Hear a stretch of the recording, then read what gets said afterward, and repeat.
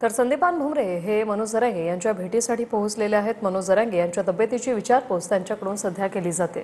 की संजय राऊतला रोज सकाळी तर संदीपान भुमरे हे मनोज जरांगे यांच्या भेटीसाठी पोहोचलेले आहेत। मनोज जरांगे यांच्या तब्येतीची विचारपूस त्यांच्याकडून सध्या केली जाते।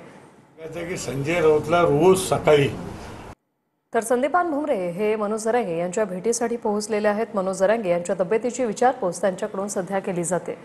की संजय राऊतला रोज सकाळी तर संदीपान भुमरे हे मनोज जरांगे यांच्या भेटीसाठी पोहोचलेले आहेत। मनोज जरांगे यांच्या तब्येतीची विचारपूस त्यांच्याकडून सध्या केली जाते। की संजय राऊतला रोज सकाळी आपण बघतो, रोज सकाळी आरोपाशिवाय आणि एकनाथ शिंदे साहेबाशिवाय त्यांना कोणी दिसत नाही। त्याच्यामुळे संजय राऊतच्या आरोपावर आम्ही काही इतकं काही फार लक्ष देत नाही। पण सरकारनं जो निर्णय घेतलाय, जो जी आर काढलाय, पाटील म्हणतायत की आता सगळ्या मराठ्यांना ते मिळणार, पण दुसरे अभ्यासक त्याला म्हणतात की ह्या अडचणी आहेत, या पुढच्या काळात मराठ्यांसाठी सर्टिफिकेट मिळण्याच्या अडचणी आहेत। तुमचं काय म्हणणं आहे? ह्या सगळ्या प्रक्रियेवर तुमचं लक्षच असेल ना? नाही, लक्ष तर आहेच ना। एवढं मोठं आंदोलन म्हणलं लक्ष असतंच।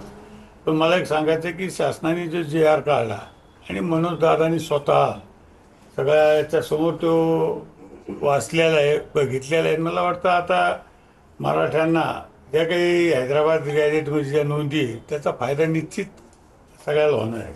असं की त्यांना पूर्ण न्याय दिलाय सरकारने की अर्धा दिलाय असं तुम्हाला वाटतं?